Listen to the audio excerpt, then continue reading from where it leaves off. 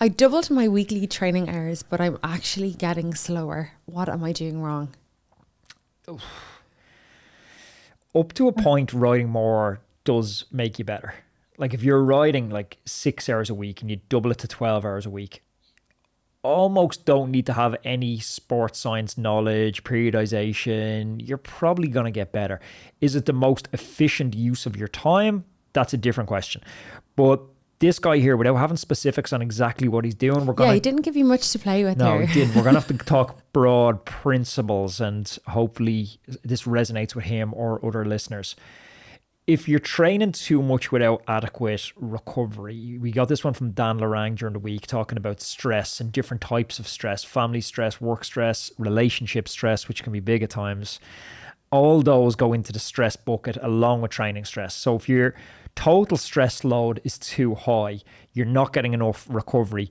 That means your body's not absorbing the training. Training gives you the potential to get stronger. When you pair that with recovery, that potential is realized into a training gain or a training adaptation.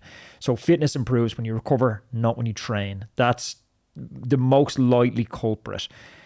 Secondarily, I'd look at intensity control. A lot of riders add hours but don't scale intensity properly. They end up riding too much in that grey zone that we talk about, zone 3. Too hard to recover, not hard enough to get an adaptation, to like not targeting key systems like threshold, VO2 max, neuromuscular, sprint power. They just end up riding around kind of hard all over the place. Thirdly, I'd look at you've shifted your training balance too much. If it's not the riding around in the grey zone all the time, it's have you just heaped on a load of endurance training and you're training total distribution time. So I would look at your distribution graph on your training peaks. Where are you spending most of your hours? If you're spending 99% of your hours in zone 1, zone 2, but then you're judging your progress by your threshold power or your VO2 max power, yeah, obviously you're measuring the wrong thing. You're studying English and you're taking a biology test. That was something that I struggled with when I did a lot of zone 2 riding over the winter. Then did some testing with regards to threshold and VO2 max. And I was like, God, my FTP has hardly even moved. And you're like, you weren't training to improve your FTP. Like, it will go up a little bit, but it's not like... Yeah.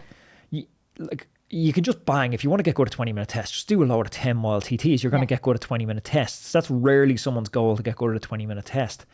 This lad maybe sounds like he's plateauing a little bit as well. And I had a podcast during the week specifically around plateauing, and that's worth going back to listen to in detail. But some of the things is like, if you're seeing no improvement or very flatline improvement, we would call that a plateau. Or if you feel stale consistently in key sessions, again, that would be a plateau. Or motivation's just on the floor for prolonged periods. So if you agree then that you have hit a plateau, your secondary job becomes to diagnose what has caused that plateau.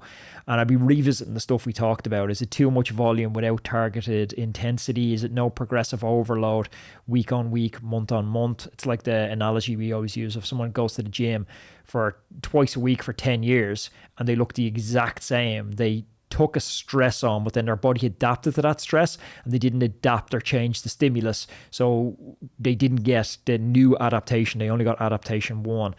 Poor periodization could be another one to look at, like not block building, peaking, tapering properly, or chronic low levels of fatigue in your life, just preventing that adaptation. This is something, and I know it seems every episode I kind of say, look, get a coach, because this is not going to happen to you if you have a coach who is guiding you through this. And if we're putting 6 hours in, now you're putting 12 hours in, like, why waste your time just throwing, these sessions or whatever you're doing into the dark? Look, again, this listener didn't give us much information, so maybe get a coach. Happens with bad coaches though. Yeah. Like, I see this a lot, and I talk to guys, some in the group rides, some just general, walking around, cycling friends, and it happens a lot. You see people plateauing an awful lot and they don't realize they've plateaued. A coach's job is so easy to throw up sessions. Anyone can download template training plans. The coach only starts to earn his money when there's a problem, when there's a plateau, when there's a diagnostic issue. That's when your coach matters. And that's when you start to see who's a good coach and who actually knows what they're doing, who's been in the game for years and experienced this stuff versus somebody who said, oh yeah, I'm a coach. Yeah, and who can spot it, but he's actually looking at your data and can actually spot maybe perhaps that you're doing too much, your motivation is low. The other thing that I would say, two things that kind of stood out to me here: you've increased your training hours, but you're not seeing any movement in, you know, your speed or your fitness. How is your diet? Are you fueling yourself properly? Are you fueling yourself properly on and off the bike? Are you getting micronutrients and all your macronutrients? So that's definitely like a kind of pretty obvious one to look at. And then number two, what I would say as well is if you've got all of that in line, your coach is kind of pretty happy that he is doing periodization properly and that everything he says is golden, your diet is fine, I would go to the doctor, because this, you know... Like Dr. Ferrari. Not Dr. Ferrari, no. No, your actual GP, your MD. And get him to do a full round of blood testing on you and look under the hood and see, are you healthy? Is everything okay? Because if you're, as Anthony said, doing that much time on the bike, you really should be improving in some way, shape or form. So that would be my two pieces of advice for you. Next question. Yep. Hey, rider support. Is all the aero obsession in road cycling actually hurting amateur riders more than helping? I'm seeing guys in slammed, super aggressive positions, suffering with back pain, numb hands, sketchy handling, and blowing up late in races.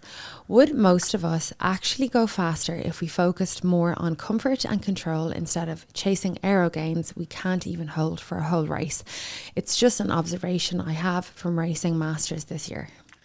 I think it's a poor observation. There's always been people, so he said, guys with slammed, super aggressive positions, suffering back pain, numb hands, and sketchy handling. They're not related to aero. People have always had slammed positions, sketchy handling, and blew up late in races. Yeah. That's just like observations on people that are shit at racing. Unfortunately, has aero poured a little bit of gasoline on the fire? Potentially. I think most of the aero gains, though, we see amateurs implementing aren't positional aero gains. They're more buying speed, which only is really a net positive. It's a net positive for everything except fashion. It's been a net positive. Aero socks are just an easy way to go faster. Aero bike shapes, just an easy way to go faster. Aero helmets, all the aero clothing, it just makes people go faster for no extra effort. So none of that has been, contributed to the slammed stems, aggressive positions, back pain, numb hands. So maybe the marginal people that are trying to go and implement aero positions, but I don't even know if a lot of the slammed positions and the super aggressive positions aren't the most aero ones anymore either. So it's very individual, isn't it? I'm kind of imagining this listener at his local crit and he's got a position kind of like he's on a high Nelly and he's kind of hating on everyone who is trying to get down a bit lower, be a bit more aero, look a bit cooler on the bike, and just being like, I don't like these young people, looking kind of cool on the bike. I think slam, stem, all of that kind of stuff just looks kind of cool. It's really whatever your comfort in is probably going to be one of the fastest. But some of the good Dr. Andrew Pruitt, sorry, I had to search into the locker to pull that name out. Dr. Andrew Pruitt invented the Retool Bike Fit. I interviewed him on the podcast probably 12 months ago.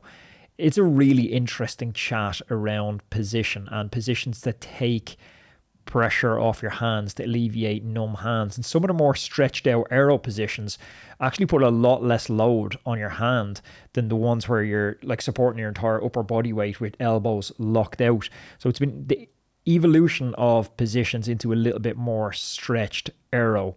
It does have some surprising benefits in terms of comfort.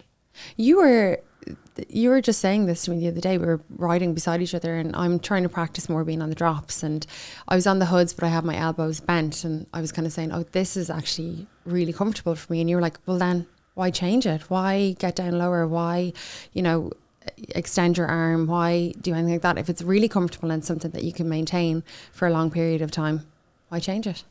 Hey everybody, let's take a quick break to talk about the bike I'll be riding this season, Reap.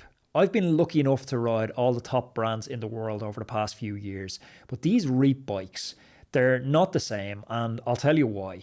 Reap is the first company I've seen that isn't chasing sales targets and the mass market. They're chasing something very rare, perfection. Every bike they make, it's crafted in the UK factory, and it's not about slapping a Made in Britain label on a bike from a Chinese factory. It's about control. From the first sketch to the final build, they're hands-on, ensuring that every detail is dialed in. That's very rare in an outsourced world of mass production. What sets them apart is innovation. While others pump out the same old designs, Reap's pushing boundaries. They're not following trends, they're setting trends. Think precision and performance, like an F1 car for the road. Absolutely no compromises. And it shows, and you can feel it when you ride the bikes. These bikes are built for riders who demand the best, whether they're chasing podiums or just want a machine that feels like an extension of your body, a piece of art. It's not hype, it's substance. Ride a Reap for yourself and you're riding something crafted with intent. So if you're serious about cycling, check them out. It's reapbikes.com. I absolutely love my one and I couldn't recommend it highly enough. Back to the show.